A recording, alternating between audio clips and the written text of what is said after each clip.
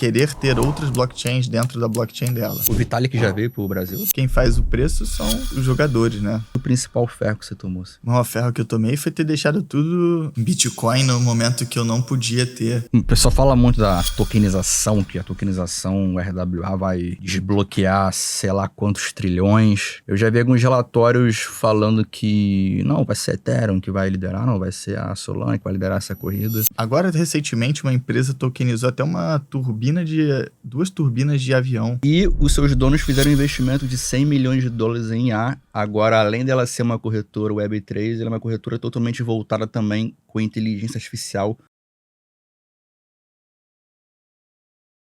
Fala, galera, vamos começar aqui mais um episódio do Bianchi Podcast. E antes de começar, vamos falar aqui da nossa patrocinadora master, corretora BingX, uma corretora internacional, uma das maiores que tem. Em 2025 ela adquiriu mais de 40 milhões de assinantes, vem crescendo bastante, ela é rápida, segura, tecnológica, tem uma variedade incrível de criptomoedas. E os seus donos fizeram um investimento de $100 milhões em IA. Agora, além dela ser uma corretora Web3, ela é uma corretora totalmente voltada também com inteligência artificial para o mercado cripto. Ela não reporta para a Receita. Muitos aqui me perguntam isso. Alexandre, como é que fica essa questão? Fiquem tranquilos. E se caso bata a regulamentação do IOF, ela não vai também ter esse custo do IOF. Então, é a corretora que eu utilizo e os meus mais de 20 mil alunos também utilizam.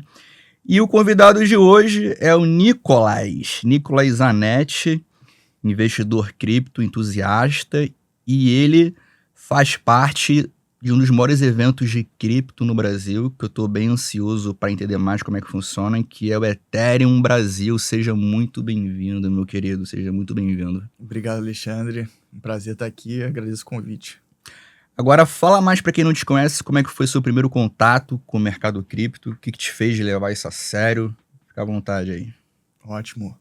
Eu acredito que meu primeiro contato foi em 2013, 14, por aí, quando eu ouvi falar de Bitcoin, aí fiquei assim, encantado com a possibilidade de novas moedas, né? Então, à época, eu estava estudando para ser professor de geografia, e sempre me interessei pelos assuntos de economia, geopolítica, e achei que o Bitcoin, naquele momento, era uma disrupção, como eu continuo achando que é, tendo convicção que é, e a partir dali fui procurar entender como que ele tinha surgido e qual era a trajetória, né, dessa filosofia, vamos dizer assim, né, de por que a gente está criando uma nova moeda como humanidade, né? Por que isso pode ter valor?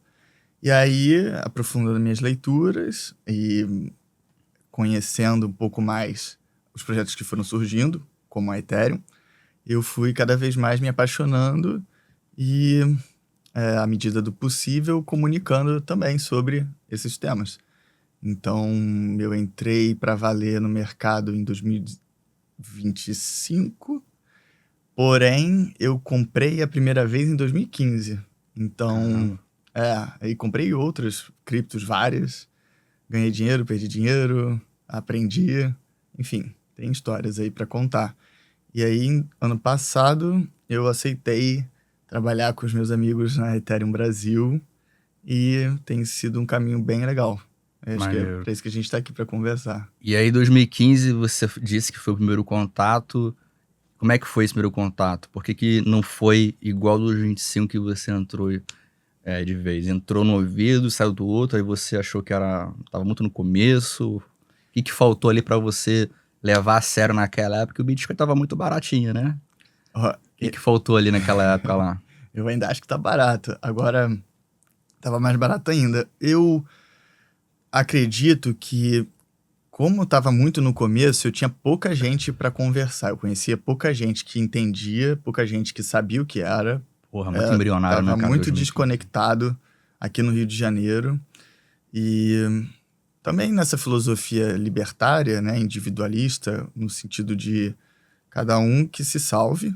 E eu fui procurando investir e conhecer. Então, à medida que eu conheci pessoas que tinham algum vínculo com o mercado financeiro e com a economia, de uma forma mais profunda e verdadeira, eu fui estudando e me emancipando individualmente. À medida que eu conseguia fazer isso, eu tentei levar e busquei levar para outras pessoas.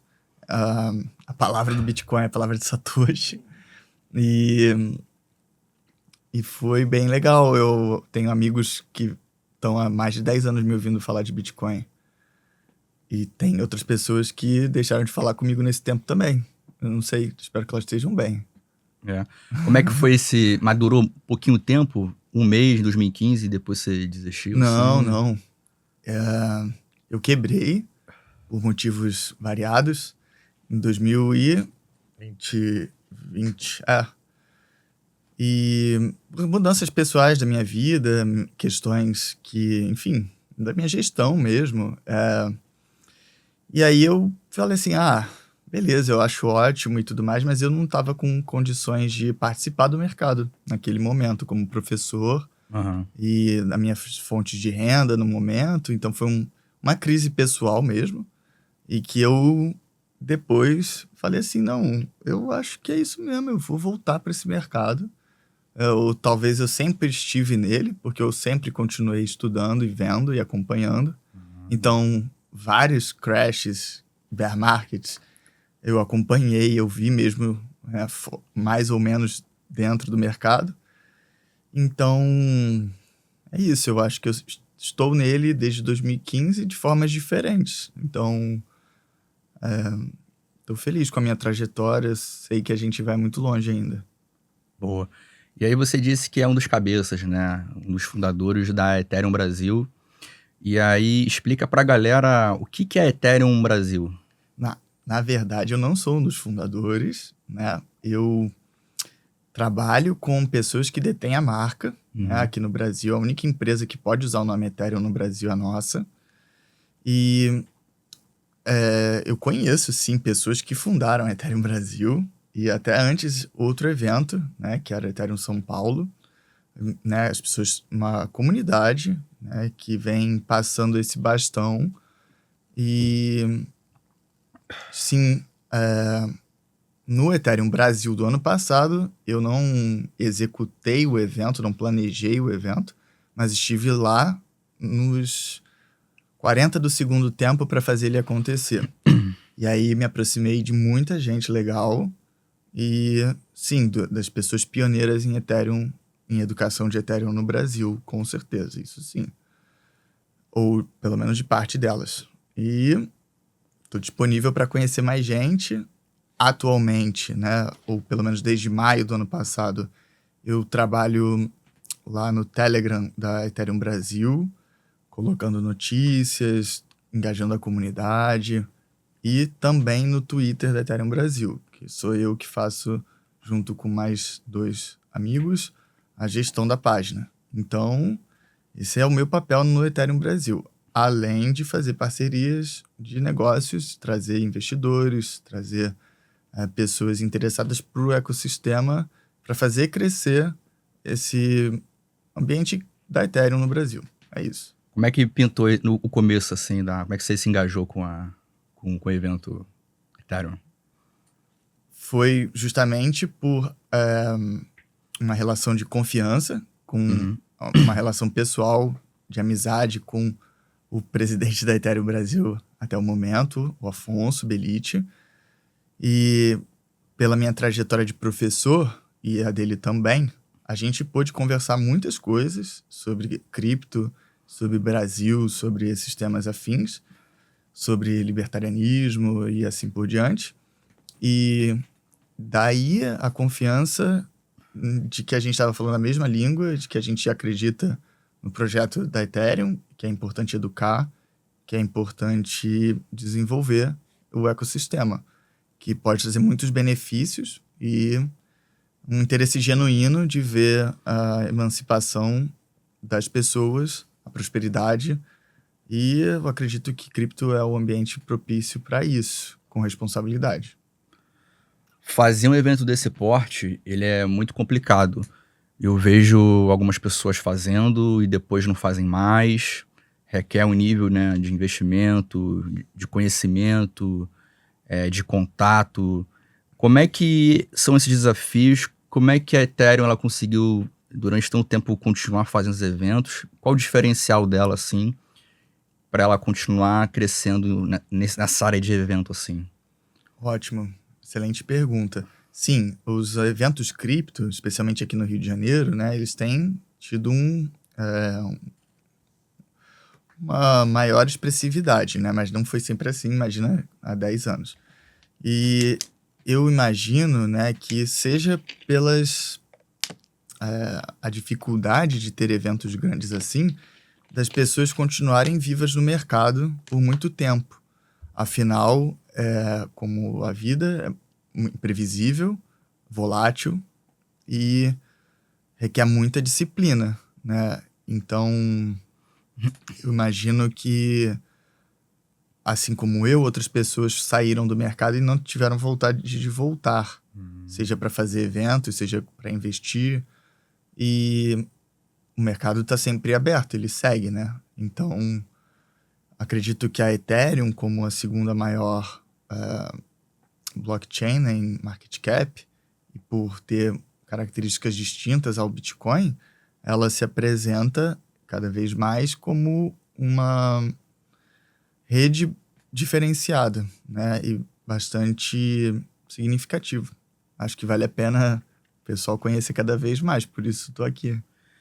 E aí hoje o maior desafio para fazer um evento desse é vender ingresso, o funding, né? Trazer palestrante. Qual que é o maior desafio que você vê para fazer um evento desse porte, assim?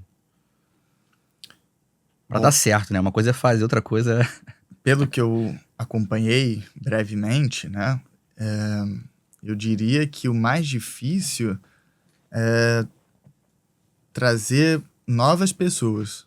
Então, o papel de educar, seja por meio dos eventos, ou hackathons, ou podcasts, ou postagens, eu acho que esse é o mais difícil. O investidor grande, especialmente fora do Brasil, ele já está comprado em Ethereum, né, há bastante tempo. Então, a tese da Ethereum já está sendo cada vez mais adotada por quem tem informações, né, mais qualificadas, e para o público largo, isso é ainda bastante incompreensível.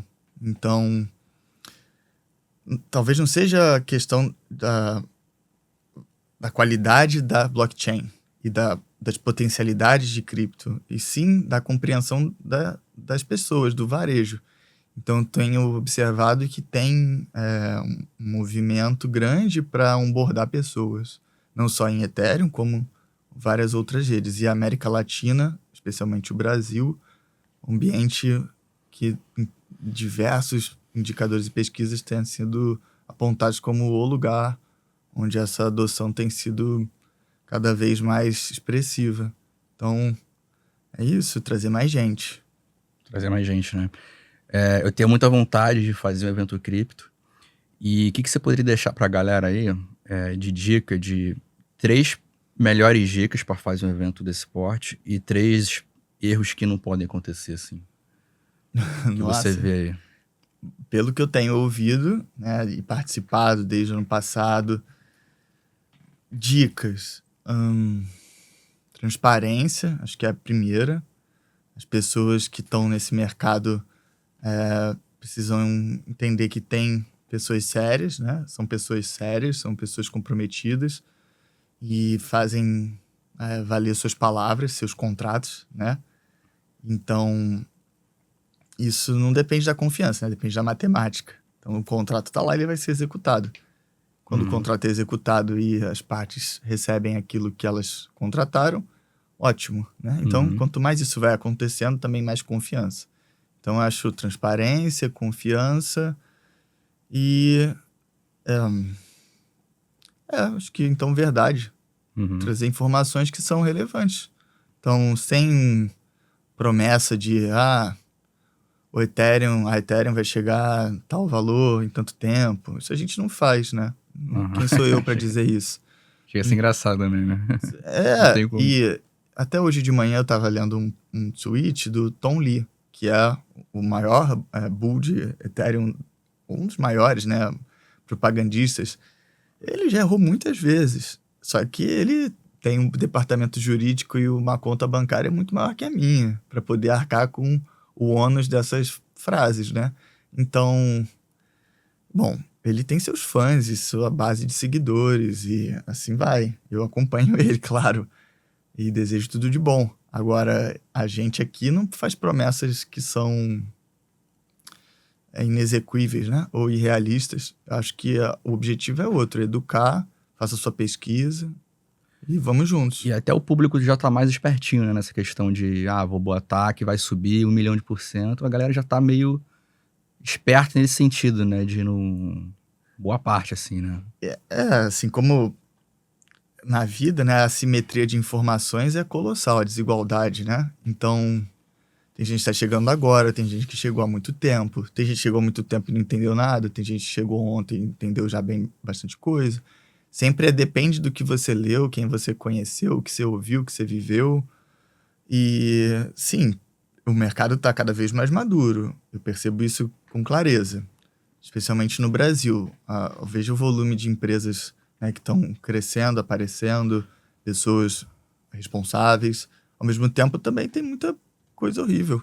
E, de novo, faça sua pesquisa, conecte-se com pessoas que você está vendo que com o tempo elas estão entregando qualidade, estão entregando coisas boas, e é por aí. Esse é o nosso trabalho, né, de permanecer vivo assim. Então, se não for para ser assim, não faz sentido, né? Então, Boa. E como é que você acha que vem sendo essa evolução na questão das pessoas em aprenderem a programação blockchain? Solidity, qualquer outra linguagem de programação blockchain, Rust, Cadence, enfim. Porque eu digo o seguinte, no ano passado, metade de 2024 e até metade do ano passado, eu criei uma escola de programação blockchain, FX Academy, que depois de um ano eu fechei, por problemas de escala. Não deu certo esse projeto meu, sempre trabalhei com investimento. Falei, deve ser legal criar esse braço, mas aí não foi sinérgico com o meu mercado de investimento cripto. E eu senti uma dificuldade assim de escalar. Eu vejo o mercado de programação Web 2 gigantesco, mas eu vi uma dificuldade das pessoas quererem aprender esse braço do Web3. Como é que você vê esse lado dos hackathons? A galera tá se interessando, ou tu vê uma dificuldade? Como é que tá sendo... As pessoas estão conseguindo estudar esse assunto, estão conseguindo criar bons projetos Web3? Como é que você vê esse público que eles investem também, mas a pessoa que quer empreender desenvolvendo protocolos, assim, como é que você vê isso nos eventos? Vem crescendo? Como é que você vê esse lado, assim? excelente. Na minha experiência pessoal, numa escola que eu trabalhei em 2017, 2018, eu trabalhei dando também aula de programação em Arduino, né? Que é uma linguagem básica, mas que dá para fazer bastante coisa. E naquela época, eu entendi, junto com algumas pessoas que trabalhavam comigo, que era cada vez mais importante educar para programação, seja ela qual for a linguagem, né? Eu sou um nativo digital, né? E acompanhei, cheguei no YouTube quando era mato. Cada vez mais a gente tem pessoas programando. Eu mesmo não programo praticamente nada, só isso do Arduino e olhe lá, mas eu gosto do assunto, eu gosto da ideia de que os hackathons, né, eles podem cada vez mais, com esses desenvolvedores, fomentar essas blockchains, né, com soluções, aperfeiçoando essas blockchains, e o mercado é bem grande. Então, a gente promove hackathons também, e eu tenho visto, como por exemplo no Ethereum Latam, ano passado, um volume expressivo de pessoas criando, não só no Ethereum, mas nas Layer 2 do Ethereum, EVM, né? E acredito que o caminho é por aí. Então, também aproveitar aqui e deixar um abraço para Solange Guerreiros, que é pioneira no Brasil em desenvolvimento, né, de Solidity, cursos, enfim. Eu mesmo já tentei acompanhar pelo YouTube, mas vi que não é, para mim tá muito difícil, não era a minha praia. Tentei dar uma brincadinha também, meu irmão. Mas eu... Tem como não. Porque, bom, a mim... Quem é da área facilita, né? Eu acho assim, cada um tem inteligências diferentes, né? Vai para diferentes caminhos. E eu admiro muito quem tem essa facilidade com esse tipo de linguagem. A minha cabeça, eu fui programando ela de um jeito diferente, ou ela veio de um jeito diferente, não sei. Mas eu tenho conhecido desenvolvedores, né? E não só de Ethereum, mas de cripto no geral. E o nosso papel é conectar, fazer esse dev hell, né? Esse relacionamento de devs. E que, fortalecendo a comunidade, bom, então a gente pode entregar soluções melhores, primeiro para essa própria comunidade, né? Para a própria rede. E assim, ir melhorando, né? Cada um dos aspectos que a blockchain precisa desenvolver e continua a desenvolver ou se propõe a solucionar, né? Questões de segurança, privacidade, escalabilidade, velocidade. Não dá para ter tudo, mas dá para ir melhorando, encontrando essas soluções. E é a inovação que vai fazer isso, né? Não adianta brigar. O Vitalik já veio pro Brasil? Veio. Eu sempre vejo ele na gringa, né? Ali na Argentina, já veio no Brasil. Então, já que você mencionou o pai da porra toda. Já que mencionou o homem, vou mencionar também a minha amiga Romina, que é argentina, que era responsável, foi a responsável pelo Ethereum Latam. E ela, junto também com Solange, conseguiram trazer o Vitalik ano passado, que eu estive lá, assisti a palestra dele, foi a primeira vez que ele veio em São Paulo. Sim. Ethereum Brasil, São Paulo? Ethereum Latam. Ah, tá. Que foi no Brasil? Foi no Brasil, ano passado. E irado, foi bem legal, foi em outubro. Novembro. Outubro foi Ethereum Brasil. E ele esteve aqui, falou sobre privacidade, deu uma palestra bem legal e também vieram outras pessoas da Ethereum Foundation, com as quais eu tive a oportunidade de ouvir, né, interagir, e também as pessoas que trabalham comigo no Ethereum Brasil. E então isso para mim é bem bullish, né, não exatamente apenas para a Ethereum, mas como para a região, né, a região da América Latina e para o Brasil, né? Então, é isso. Essa palestra que ele deu aqui, ele fez, pelo que me contaram, bem parecida na DevConnect, na Argentina.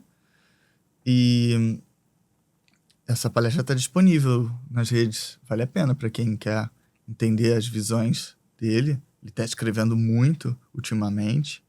Ele sempre escreveu, né? Mas ele tem escrito bastante coisa no X. E se você é interessado em Deep Thinking, você que está ouvindo, porque você, Alexandre, eu sei que é. Então, vale a pena acompanhar o Vitalik. Ele traz muitos temas muito interessantes, complexos. E é bom. O cara é um gênio, né, meu irmão? Eu acredito que ele é um gênio, sim. Pra gente fechar esse bloco da Ethereum Brasil, vocês têm essa conexão, obviamente, com a fundação, né, Ethereum. Pintou uma startup, uma ideia lá que tá engrenando. Vocês fazem essa conexão para fazer grant, que é assim, investimento? A Ethereum Foundation, ela tem programas de grants para diferentes objetivos, né? Uhum. Lá no site tem como acessar e qualquer pessoa ou empresa pode se candidatar, né? E da nossa parte, a gente também busca grants com eles e eu incentivo com eles e com outras empresas relacionadas a Ethereum.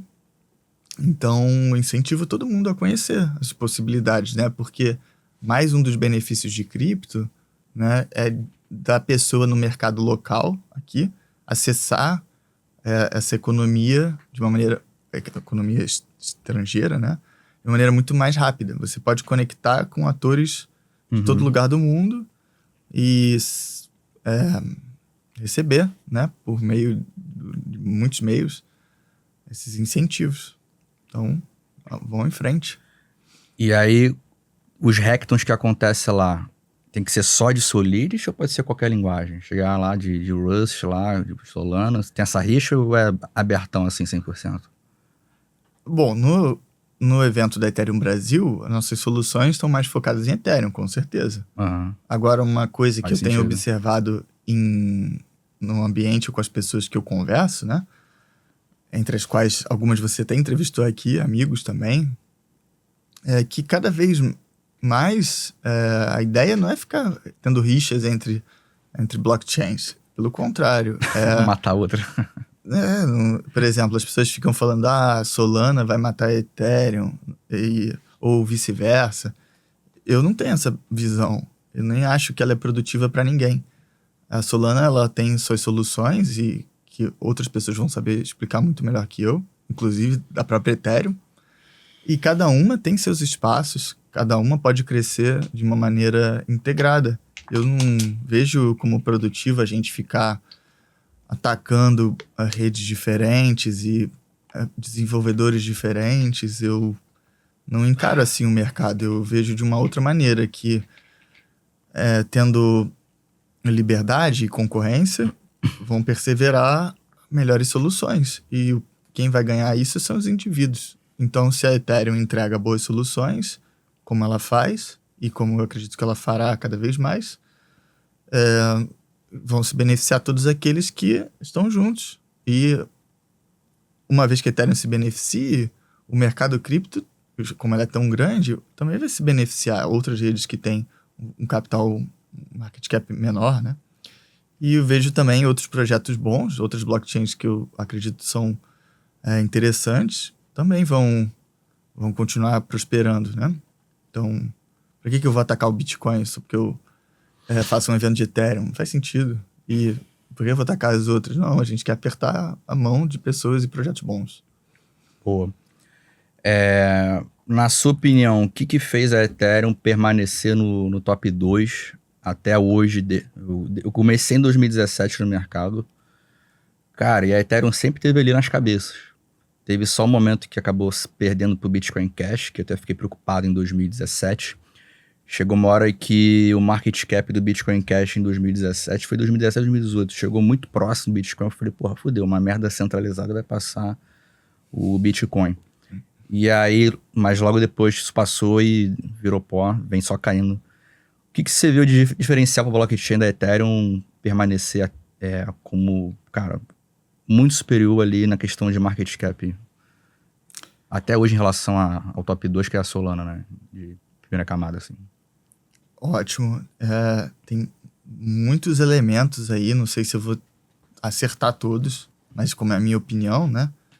Eu diria que o que fez a Ethereum estar ali nessa posição de segundo lugar, né, como market cap, foi justamente essa disrupção de querer ter outras blockchains dentro da blockchain dela. Então ela é um guarda-chuva e eu acredito que esse efeito, né, a Ethereum quer ser a internet, né, vamos dizer assim, uma camada de internet, né, então distribuída e descentralizada e resistente à censura. Então, essa pegada, que eu acredito que é desde a origem, ela vem se aperfeiçoando. Claro que tem os investidores. Quem fez esse market cap todo, né? Quem está por trás, quem apoia a Ethereum há muito tempo, quem são as instituições, né? Então, eu vejo que é por aí. Tem uma fatia grande do mercado, relevante do mercado, porque investidores relevantes, e um volume grande de investidores está confiando. Então, eu acho que é isso. Quem faz o preço são os jogadores, né? Os players. Então, é isso. Eles acreditam. Agora, falando do preço da Ethereum, né? Porque desde 2021, a gente não vê o rompimento do topo histórico. Se não me engano, a Ethereum, assim como a Solana, também não rompeu o topo histórico. Então, se a gente bota a desvalorização e mais a inflação, o topo histórico da Ethereum foi $4.500. Foi em 2021, naquela última bull run. Agora tá nessa queda aí de agora, 2.300, 2.700 agora, não me engano. Aí tu soma essa desvalorização com mais a inflação. O que você acha que aconteceu com a Ethereum que ela não consegue mais ultrapassar o topo histórico? Você acha que... O que tá na tua cabeça? Eu vou falar depois na minha também, assim. Eu tava nessa conversa outro dia com 2 amigos que trabalham comigo na Vega. Na Vega Cripto. Se você colocar em escala logarítmica, o topo de outubro, ele foi ligeiramente ali maior, né? Então, isso é uma questão. Se você não quiser ir nesses pormenores, né, de quanto vale o dólar hoje, quanto valia em 21, ou, enfim, o tamanho... Inegavelmente, a Ethereum é muito maior hoje do que era em 21, seja em empresas, em redes, em volume. O preço do token é um indicador, sem dúvida, né, relevante para N coisas, mas também para outras coisas ele não é o principal. Isso sou eu, não acredito que é. Por exemplo, do Bitcoin, eu acho que o valor que está hoje, nominal, é muito aquém do que deveria, mas eu sou só uma pessoa. Então, o mercado, ele precificando, deixou desse jeito. Então, está lateralizando esse tempo grande. Para algumas pessoas, isso é mais um indicador bullish. Para outras, é um indicador bearish. E aí, faça a sua pesquisa, né? Então, talvez a Ethereum não tenha, assim como o Bitcoin ou outras redes grandes, tido um acréscimo no valor do token, porque surgiram muitas redes, surgiram muitos tokens, muitos projetos. Muita concorrência, né? E com certeza absoluta, muita coisa pior. E o que eu posso fazer se as pessoas querem comprar, sei lá, token de... Enfim. Cada um bota o dinheiro no que quiser, né? Ou, se a gente tivesse comprado ouro e prata nesses últimos 5 anos, talvez a gente então tivesse lucrado mais do que no próprio Bitcoin. Mas isso é uma preferência temporal, agora é momentânea. E quando, na verdade, a nossa mentalidade, ou pelo menos a minha, né? Cada um tem a sua, mas a minha é de uma preferência temporal baixa, né? A utilidade decrescente, né? Então, olha lá no longo prazo. Então, tudo bem, ouro e prata vão continuar sendo muito valiosos.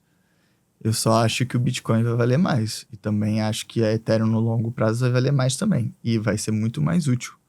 Então, façam as suas escolhas e arquem com as consequências delas. Como é esse desafio do preço também? Quanto você atribui à inflação atual do token? Tu acha que a inflação piorou depois que mudou de Proof of Work para Proof of Stake? Que melhorou, piorou? Era melhor ter permanecido em Proof of Work? Ou tu vê que não, era melhor assim mesmo? Como é que você vê a questão da inflação também no token? Excelente mesmo. Depois do Demerge em 22, né? Foi essa mudança de Proof of Work para Proof of Stake. Por um lado, isso abriu muitas portas para Ethereum, né? E é aí que ela também coloca o seu maior valor, e isso abriu espaço para stablecoins e uma série de outras inovações. Então, para algumas pessoas, incluindo a minha própria, isso foi um movimento interessante, inteligente. Se você for muito purista do Bitcoin, né, no sentido de você entende o que é Proof of Work e vê que Proof of Stake, então agora é mais inflacionário. Bom, mas o Bitcoin também, mensurado em dólar, que é inflacionário. Então, tem questões mais densas aí. Não sei se a gente tem o tempo todo aqui para ficar...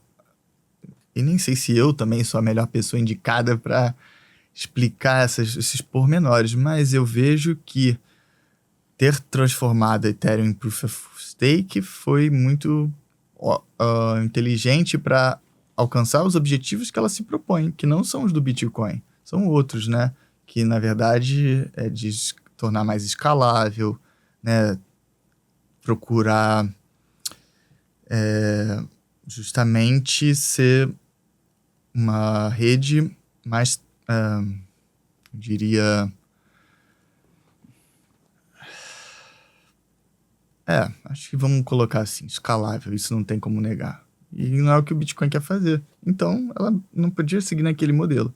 Então, os desenvolvedores da Ethereum já escreveram sobre isso e defendem sobre isso. Já foram... Tinha que fazer essa virada de chave, né? Pra você. Foi a escolha para alcançar... a escala, né?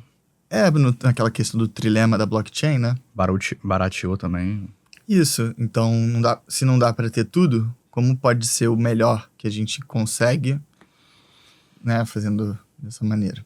Então, É inegável que ficou muito mais barata as transações. Eu lembro que, porra, meu irmão, era um parto fazer uma transferência de Ethereum. Era demorado, muito custoso. E isso melhorou bastante, vem melhorando cada vez mais. E eu acho uma coisa engraçada, o Nicolas, que é o seguinte: eu gosto muito de fazer renda passiva em DeFi ali na Uniswap. Para mim é um dos poucos protocolos que valem a pena. E aí lá tem uma lista de blockchains que eu posso utilizar para gerar renda passiva na Uniswap. Isso é bem legal, porque é aquilo que você falou. Antes a Ethereum era só a Ethereum, ela vem abraçando cada vez mais outras blockchains e virou o que a gente chama de cross-chain, uma solução cross-chain. E aí é impressionante, porque as blockchains que estão disponíveis para você gerar renda passiva na Uniswap, a que tem mais o indicador TVL, que é o Total Value Locked, é a blockchain da Ethereum. Então as pessoas ainda preferem pagar um pouquinho mais de custo de transação para ter mais segurança. Então elas morrem ali, sei lá, 10, 15 dólares, mas ela consegue absorver mais liquidez. E isso só pode ser uma coisa, segurança, né? As pessoas veem mais segurança na blockchain da Ethereum do que numa Arbitrum da vida, assim, para você estar utilizando, né? o que eu vejo nesse sentido para mim, é um indicador bullish. Se as pessoas estão segurando o token, né? Então, que elas estão acreditando que não apenas elas vão lucrar com esse yield, mas que então, no futuro, esse token vai estar mais valioso. Então, se elas estão segurando esse token, né, de acordo com a lei de Gresham, né, da moeda mais forte, você mantém por mais tempo, então isso para mim é interessante, né? Então, se você ficar tradando o tempo inteiro, bom, cada um faz o que quiser também, cada um que saiba do seu patrimônio, mas se você também pode deixar ali tranquilo, em stake, se você quer rodar um nó, se você, enfim, acredita no longo prazo, e se você, como mencionou, a Ethereum é que tem o maior valor travado de stake, né? Então, vamos lá. Eu acho isso ótimo para a rede. Mais pessoas estão considerando segurar este token e não outros. É isso. Tu acha que o pessoal fala muito da tokenização, que a tokenização o RWA vai desbloquear sei lá quantos trilhões. Eu já vi alguns relatórios falando que não, vai ser a Ethereum que vai liderar, não, vai ser a Solana que vai liderar essa corrida. O que você vê que a Ethereum tá fazendo de movimento, assim, para... Quais são as tendências para Ethereum, assim, que você vê? Excelente. O que vai acontecer, assim? Pô, Tendência, assim, esse para é Ethereum. um dos temas do momento, né? A tokenização, como, né, uma vez que você pega os ativos do mundo real e tokenize, né? Você democratiza o acesso para as pessoas que, a princípio, não teriam como colocar esse investimento tão grande, você fraciona, você tem outros modelos de fazer. Então, para tokenizar imóveis, obras de arte, recursos naturais e N outros ativos, né?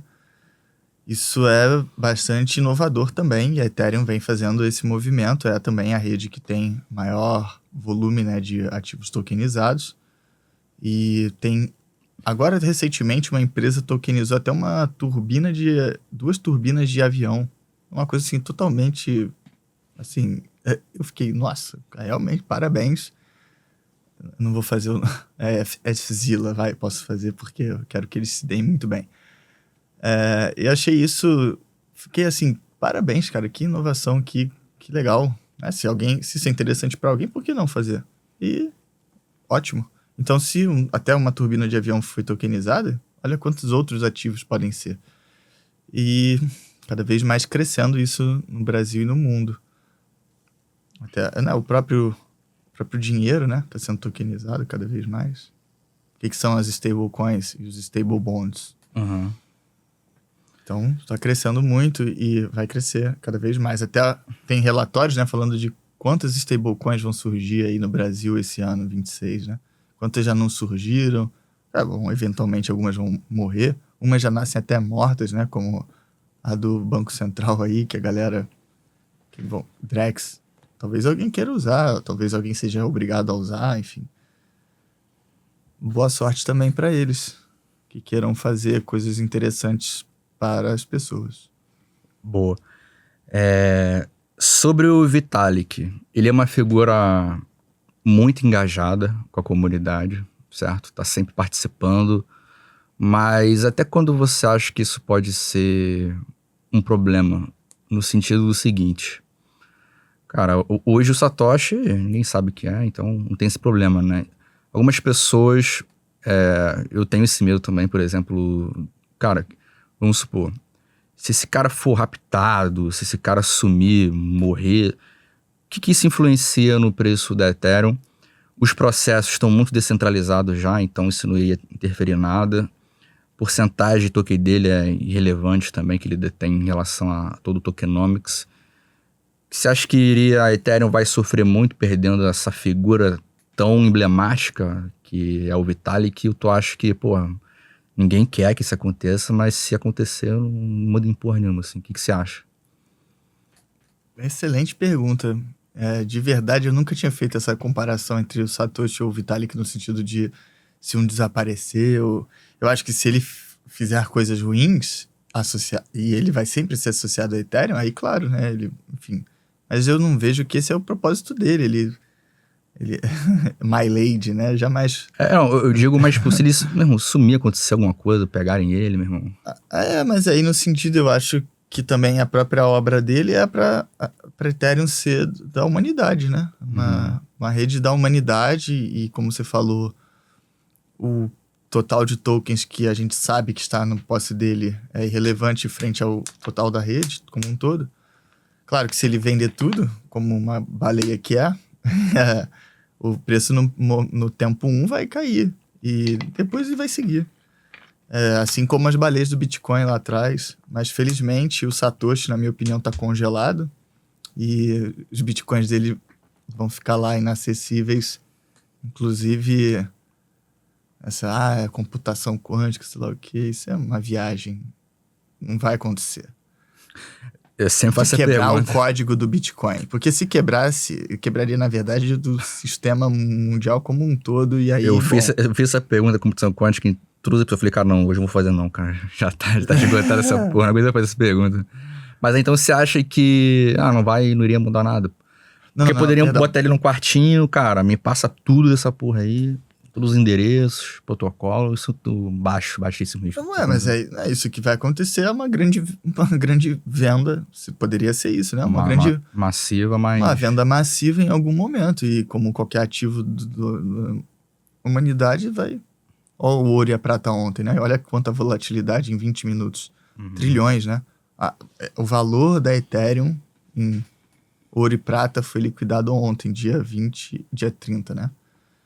Então, são os ativos, o safe haven, né? O ouro, né? Então, nenhum ativo está imune à desvalorização e à manipulação. E, pelo contrário, todos os ativos, incluindo a Ethereum, são manipulados pelos agentes maiores, né? Que, evidentemente, não sou eu nem você e nem o Vitalik. Então, as grandes instituições que estão acumulando cripto, todas as grandes criptos, elas querem mais comprar barato. E elas vão fazer isso até quando for possível. E a rede, como um todo, quanto mais distribuída e descentralizada ela for, mais robusta ela será. Esse é o ethos, né? Então, vamos lá. É isso que eu acredito que a Ethereum será cada vez mais também, independente das grandes figuras dela. E assim como o Vitalik, tem vários outros gênios na Ethereum Foundation. Várias outras pessoas relevantes trabalhando com IA, com privacidade, com inovação, enfim. Segue lá a gente no X, a Ethereum Brasil segue todas essas cabeças aí. Tem uma rede muito boa de pessoas com informações muito relevantes. Quais principais protocolos da Ethereum que você curte, assim, vê que não vai sumir com o dia do pessoal da noite pro dia? Que muito protocolo faz isso, né? O que você vê? O que você curte, assim, de protocolo? Da Ethereum, assim. Que hoje a maioria eu sei que tá multi-chain, né? Mas que nasceu ali na Ethereum. Ok. Ótima pergunta. Muito difícil da gente, nesse ambiente também, né? De colocar a mão no fogo. A mão no fogo eu boto só por mim. Então, claro que tem projetos grandes, interessantes, ótimos. Você mencionou a Uniswap, né? Como vem crescendo. E outras, Layer 2 também. Então, diria de novo aí, faça sua própria pesquisa e com certeza você vai encontrar as melhores respostas. No off, a gente pode conversar, seja aqui, ou seja no Tá tirando desde da X, reta, hein, pessoal? seja no... Claro, imagina o ser humano, ser humano faz cada coisa, né? Quando envolve dinheiro e poder, então. E eu que não tenho o rabo preso com ninguém, muito menos com nenhuma dessas Layer 2 da Ethereum, eu não indicaria a nenhuma pessoa seguir os meus conselhos. Não precisa nem apenas indicar. Não ouvi-los. precisa nem indicar. Falar, não, essa aqui são os meus preferidos. Mas se o cara não quiser responder, tá tranquilo também. Então vamos dizer assim que eu falei da Uniswap bem. E eu gosto muito da Community Manager da Uniswap aqui no Brasil também. Um abraço, um beijo, Ana. Então, fica aí. Curto bastante também. Agora vamos falar agora uma pergunta que eu gosto bastante de fazer, que é o seguinte. Quais as 3 maiores lições que o mercado de cripto já te ensinou? E os 3 maiores ferros? O principal, 3 maiores lições e o principal ferro que você tomou, assim. O maior ferro que você tomou. O maior ferro que eu tomei foi ter deixado tudo em Bitcoin no momento que eu não podia administrei mal o meu capital, pela minha imaturidade no momento. O patrimônio pessoa física total. Isso, exatamente. Assim, desse investimento, né, que eu tinha em cripto, que eu, em algum momento, precisei liquidar e pela minha má gestão própria. Então, imagina se eu vou ficar xingando o Bitcoin por isso. Nossa, porque o preço caiu, isso aqui.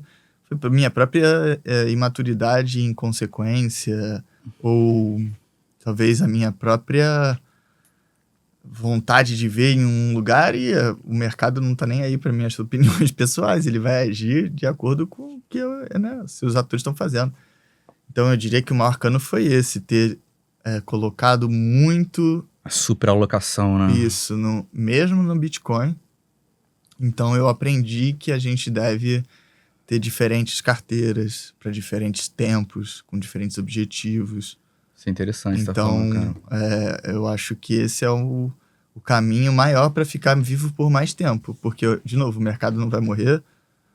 O mercado, assim, como um todo, né? Ainda que as blockchains possam acabar, mas o dinheiro, ele vai continuar seguindo, vai para outro lugar. E para você seguir o dinheiro, você tem que estar vivo. Então, você tem que estar capitalizado. Então, distribua seus investimentos da maneira como for mais inteligente para você, fizer mais sentido, para você ser mais resiliente, antifrágil. Então, eu diria que esse é o maior conselho. Claro, estudar, não só os protocolos, as pessoas que estão envolvidas. Então, talvez esse seja o maior conselho, né? Então, ou o segundo, ou enfim. E diria se cerque de boas pessoas. Tem muita gente interessante, muita gente inteligente, tem muita gente fazendo coisa boa, tem muita gente querendo ver as pessoas vencerem e fique perto dessas pessoas. Construa com elas. Tipo, bota a cara aí, bota o nome. Não precisa ser anônimo para você construir. Também, às vezes eu converso com pessoas que eu nem sei quem são, mas eu confio nelas também. E isso também faz parte. Então eu acho que a gente tem que perseverar. Então não sei se eu respondi tão bem assim, ou se faltou alguma parte do... Não foi bom. Vamos ter a Altcoin Season? Aquela pergunta que o pessoal ali vai querer que a gente converse, né? Você acha que 2026 já me deu uma derretida braba aqui, né? De ontem para hoje. Mas você acha que esse ano vai ter Altcoin Season ou não? Qual é a sua visão sobre isso? Boa, gostei também. Pergunta difícil, né? Toda segunda-feira eu faço live conversando sobre o mercado no Twitter. Toda quinta na Ethereum Brasil a gente traz pessoas interessantes também para conversar sobre esses temas.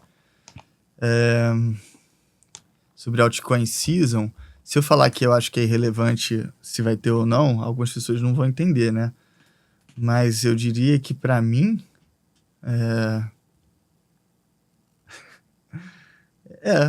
se for para ser sincero como eu tô sendo o tempo inteiro aqui, eu diria que é irrelevante, porque vai derreter não sei quanto, você pode lucrar muito com o mercado derretendo, se você souber fazer isso. Eu falo também. Se você tiver conhecimento para fazer isso, então,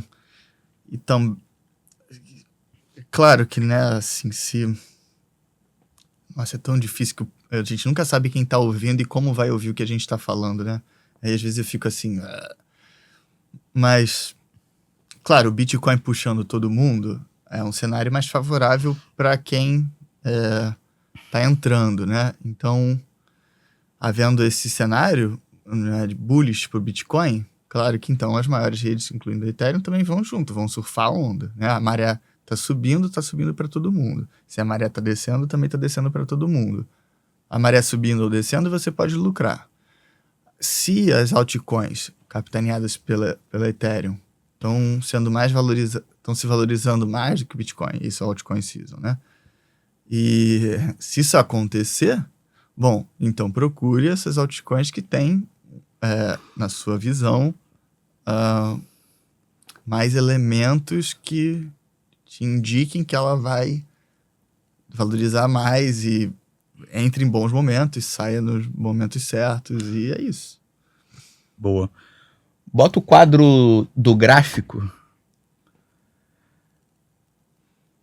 Boa. Então, o mercado ele deu uma forte derretida agora, né? A gente sabe que ele estava em 85, 86 o Bitcoin. E aí, ontem caiu demais, de forma brusca, agora tá 81, 82. E não só o Bitcoin caiu, né? Eu vi o ouro deu uma derretida, prata. Dólar. Você acha que estamos em bear market agora ou não? Qual é a tua visão para esse ciclo agora? Excelente também.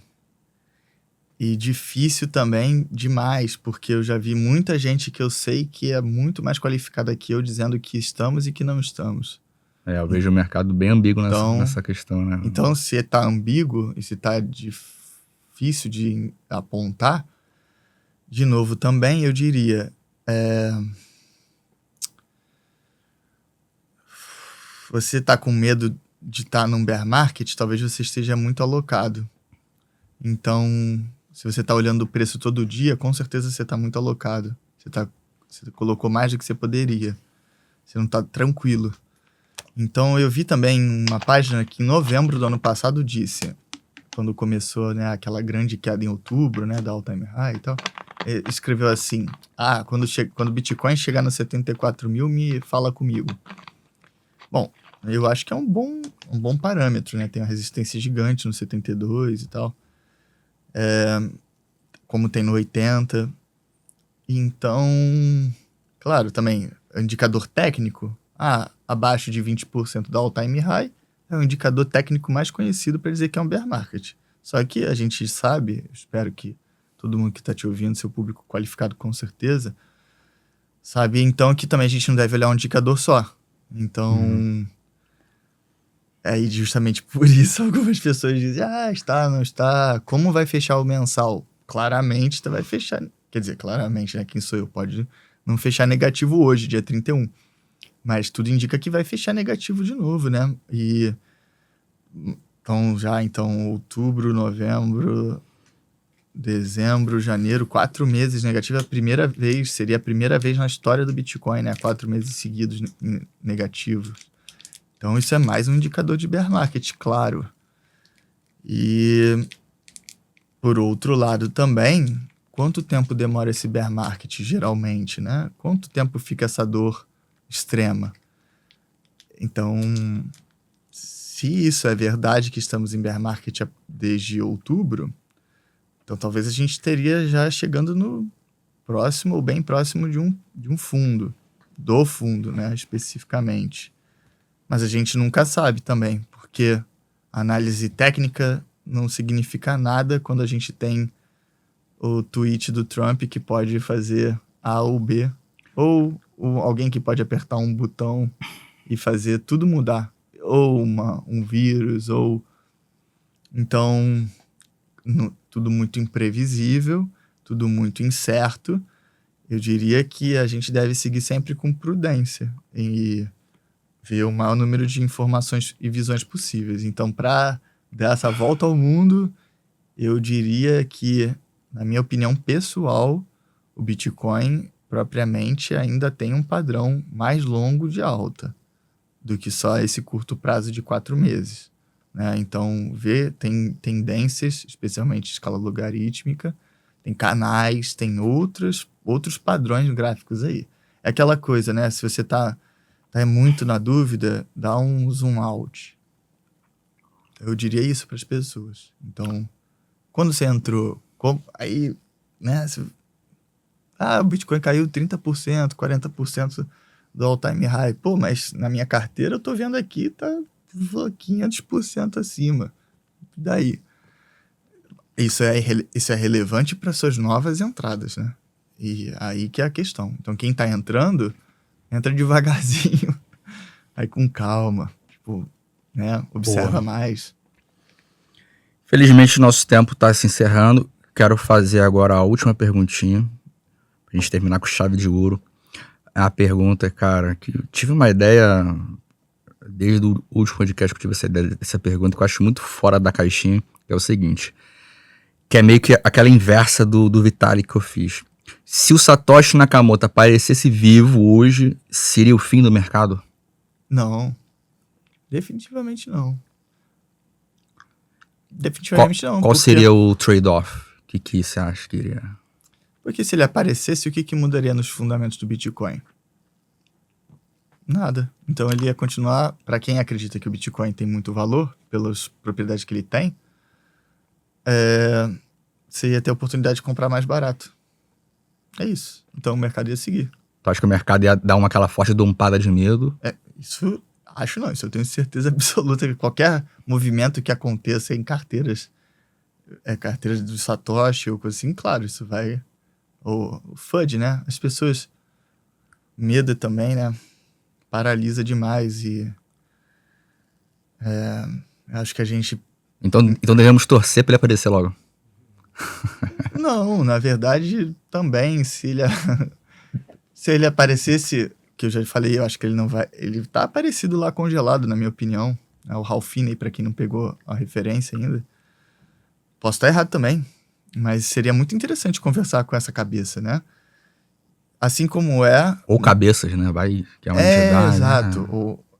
Né? Que aí a gente também conhece outros nomes, né? Muito relevantes do Bitcoin Forum lá e pessoas que estão dentro do Bitcoin, né? Desde do lançamento do Bitcoin e também desde muito cedo. Tem muita gente muito interessante há muito tempo que a gente pode obter muitas informações sobre o que elas pensam sobre o Bitcoin. Então, eu gostaria de conversar com ele, mas eu também tenho muito acesso, a gente, né, com internet, acesso a essas grandes cabeças do mercado há muito tempo.